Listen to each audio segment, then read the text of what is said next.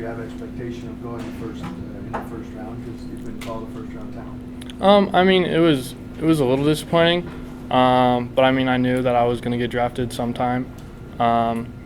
It's not really a big breaker to me not to be called a first rounder. Now that we're all going to be put in the same pot as pros, just work as hard as everyone else and hopefully pass up a couple first rounders. I mean, stay here with Kohl, but work just as hard as them. Sure. Is it something you can use to your advantage, a little extra chip that you'll ride up the ladder? Yes, sir. I mean, he's going to have a target on his back, and I'll be the one chasing after him. Kohl, being a type 1 diabetic, you hear stories of guys in the minor league system that struggle to have a good diet. Do you feel confident, or how do you prepare yourself to take care of that? Well, I've had it since I was 8 years old, and I've played sports at a high level for a long time, so it's not like, I mean, I'll have to adapt to the difference. My daily schedule will change a lot every day, and I'll have to adapt to that, but I've done it my whole life. It's not like it's going to be something new to me. It's just something that I do with and deal with every day, so nothing's really going to change. You going to miss 2-a-days in football? No, sir, I will not. It's a big change coming from high school all the way, into the big league system. Yeah. How do you feel you're mature enough to handle that? I mean, do you point to your parents, or what do you think makes you ready for this jump?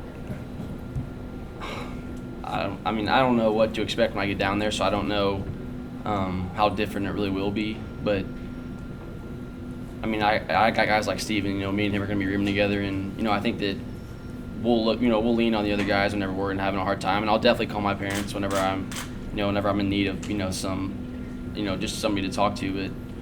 But there's a lot of unknown that I don't know what's going on.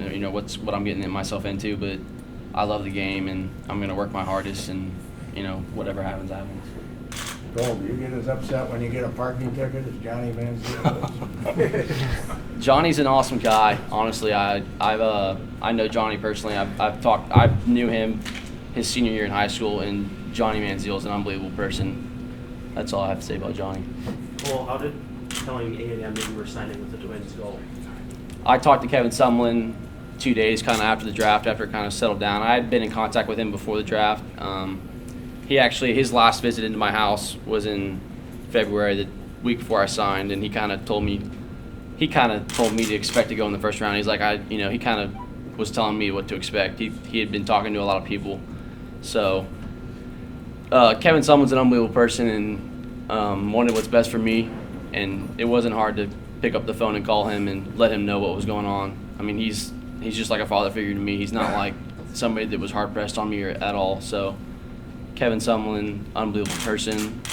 Still in touch with him right now. Actually, whenever I saw Adrian Peterson sat in front of me on the plane up here, and I actually called Kevin Sumlin because Kevin Sumlin coached him at OU. He actually brought him from A&M to OU.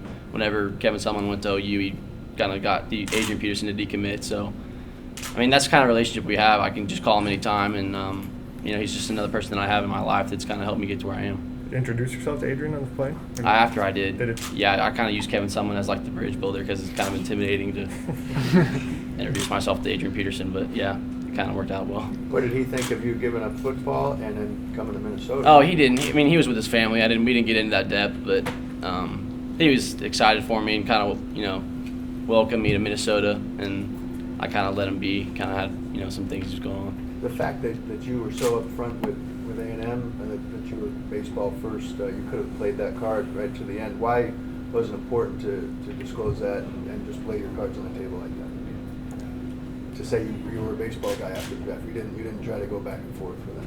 Well, I didn't know where I was going to get drafted. My plan was to go to A&M. The whole time since I had signed my letter of intent. So, I wasn't going to count my eggs before they were in the basket or anything like that. I was just going to let the draft play out and then assess it after the draft. But I think Kevin Sumlin knew that I have a future in baseball, and I think that he kind of, I don't know. That's just the kind of guy he is. He's just an awesome guy. He knows that I love baseball, and I do love football, and it's going to be hard to give it up, but I'm a baseball player now, and Kevin Sumlin's completely okay with that. Steven, did you play other sports besides baseball in high school? I played basketball my freshman and sophomore year. Went undefeated my JV year, which was awesome experience with all my buddies. But yeah, I knew I had to focus on baseball and knew my future was in baseball. For both you guys, with the innings that you've pitched this year in high school, what is your expectations for the next couple months here within the starting of your professional career? I mean, we're gonna see how each other handles it. I mean, we're not gonna know anyone else going down there, so it's gonna be me and him on the baseball field together, always side by side.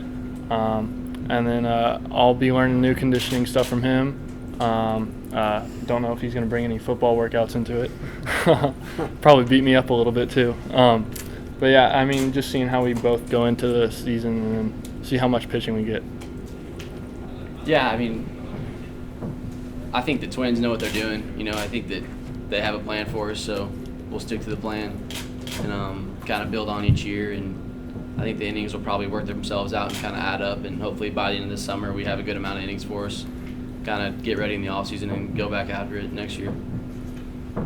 What's the biggest difference for you moving on to baseball without football anymore? I mean, because obviously you enjoyed being quarterback and being the guy in charge, Well, and the adrenaline that yeah. provides. Can you compare it all between the two? Football and baseball, I mean, playing quarterback and pitching are a lot alike because it's kind of me versus, it's kind of a man-on-man, me versus a defense, me versus a hitter. That's kind of, there's a lot of similarities there because I have the ball in my hands. But, you know, football was 8 months out of the year. Baseball, I mean, you know, once the day was over, we lost and playoffs were won or however it went, I would pick up my cleats in football and I'd go to spring football and baseball was over. So I'm kind of looking forward to having a year of just baseball, you know, more than 4 months a year to kind of work on pitching, just see how we know well that can go and what I can, you know, the strides I can make in 1 year.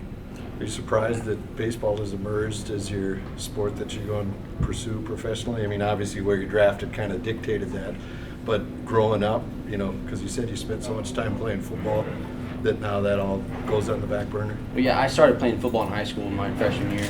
I played a little bit in Little League, but I didn't really play in a competitive league until I was a freshman. So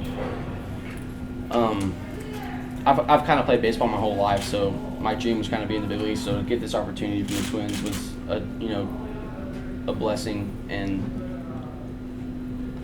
you know, I'm excited to be a part of the Twins.